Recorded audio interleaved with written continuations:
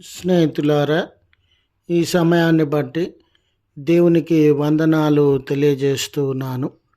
ప్రేమపూర్వకముగా మిమ్మల్ని అందరినీ వాక్య ధ్యానంలోనికి ఆహ్వానిస్తూ ఉన్నాను.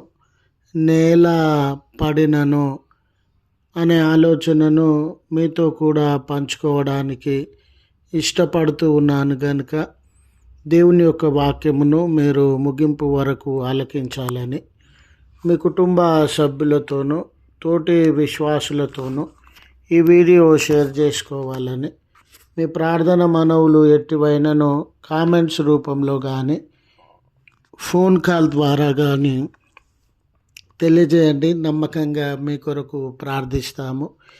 ఈ వీడియో మీ ఆధ్యాత్మిక జీవితంలో ఉపయోగకరంగా ఉంది అని మీకు అనిపిస్తే దయచేసి ఈ ఛానల్ను సబ్స్క్రైబ్ చేసుకునవలసినదిగా మనవి చేస్తూ ఉన్నాను. లేఖనము కీర్తనలు 37వ కీర్తన 24వ వచనము.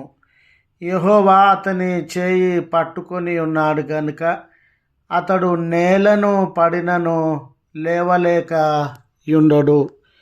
స్నేహితులారా, మన అనుదిన జీవితంలో ఏదో ఒక విషయంలో పడిపోయిన అనుభవాన్ని, పడిపోయినటువంటి సందర్భాన్ని మనమందరము అనుభవించినటువంటి వారంగా, ఎక్స్పీరియన్స్ చేసినటువంటి వారంగా ఉండవచ్చు.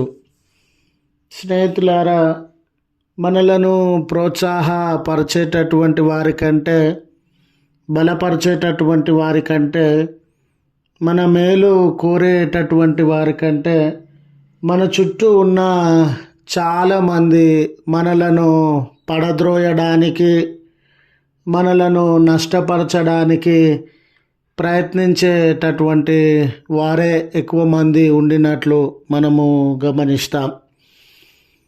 కాబట్టి కొన్నిసార్లు మన అనుభవము లేమి ఉండవచ్చు, మన బలహీనతలు ఉండవచ్చు. మరి కొన్నిసార్లు మనమంటే గిట్టనటువంటి వారు పని కట్టుకొని మనలను పతనం చేయాలి అనే ఆలోచన విధానమై ఉండవచ్చు. మనము పడిపోయినటువంటి అనుభవాన్ని కలిగినటువంటి వారంగా ఉన్నాం. కొంతమంది మీ ఆర్థిక విషయాలలో, కొంతమంది మీ సామాజిక విషయాలలో, మరికొంతమంది మీ స్నేహితులారా ఆధ్యాత్మిక విషయంలో, మరికొంతమంది మీ ఏదో ఒక బలహీనతలనండి, అనారోగ్యములనండి, సామాజిక విషయాలనండి, మానవ సంబంధాలనండి, ఏదో ఒక విషయంలో పతనమైన స్థాయిని, క్రింది స్థాయిని అనుభవించేటటువంటి వారంగా ఉన్న సందర్భంలో చూడండి, మనం ఏ విషయంలో కూడా పతనమైన, పడిపోయినటువంటి వారంగా, నిమ్న స్థాయి పరిస్థితులను అనుభవించేటటువంటి వారంగా ఉండినప్పుడు చాలా అవమానాన్ని, దుఃఖాన్ని అనుభవించేటటువంటి వారంగా ఉంటాం. అయితే పడిపోయిన ప్రతి సందర్భంలో అక్కడే ఉండిపోవాలని, ఆ గాయం మధ్యనే, ఆ పతనమైన పరిస్థితుల మధ్యనే మన జీవితము ఉండిపోవాలని మనం ఎవరము తలపోయామండి.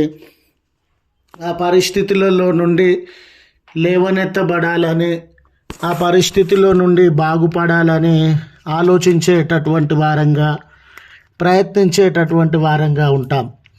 మరి లేవనెత్తబడడానికి ఎవరిదో ఒకరి సహాయాన్ని తీసుకోవడానికి ప్రయత్నిస్తాం.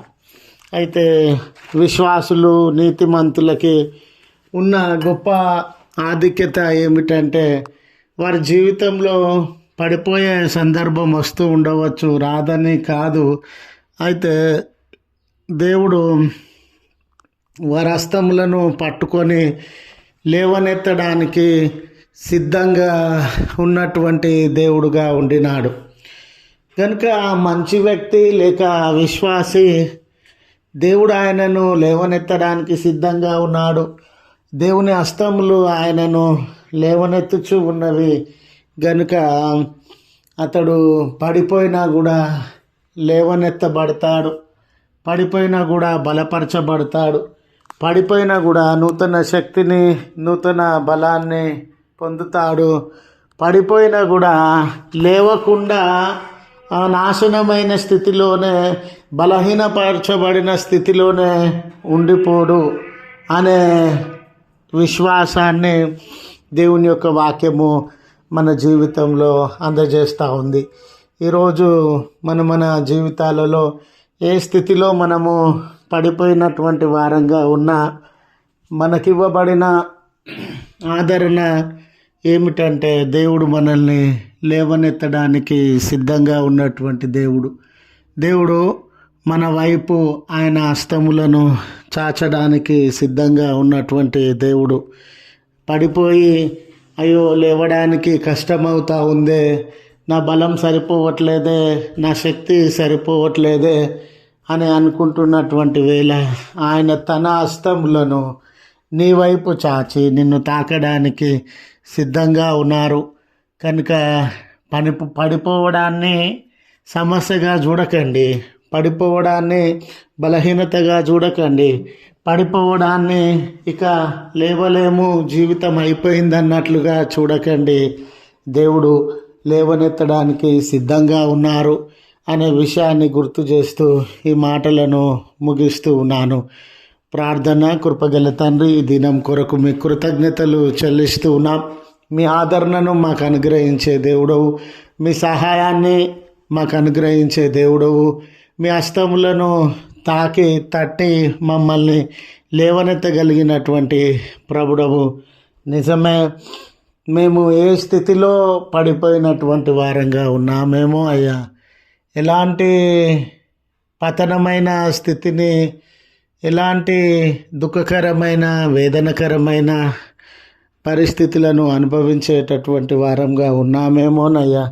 కనికరించండి, మీ హస్తములను చాచండి, బలపరచండి, మమ్మను లేవనెత్తండి. ప్రార్థనలు ఏకీభవించుచున్న వ్యక్తులను, కుటుంబములను మీరు జ్ఞాపకం చేసుకునమని క్రీస్తు పేరట వేడుకొనుచు ఉన్నాము తండ్రి. ఆమెన్. తండ్రి, కుమార, పరిశుద్ధాత్మ త్రియేక దేవుని దీవెన తోడై ఉండి మనలను కాపాడునుగాక. ఆమెన్.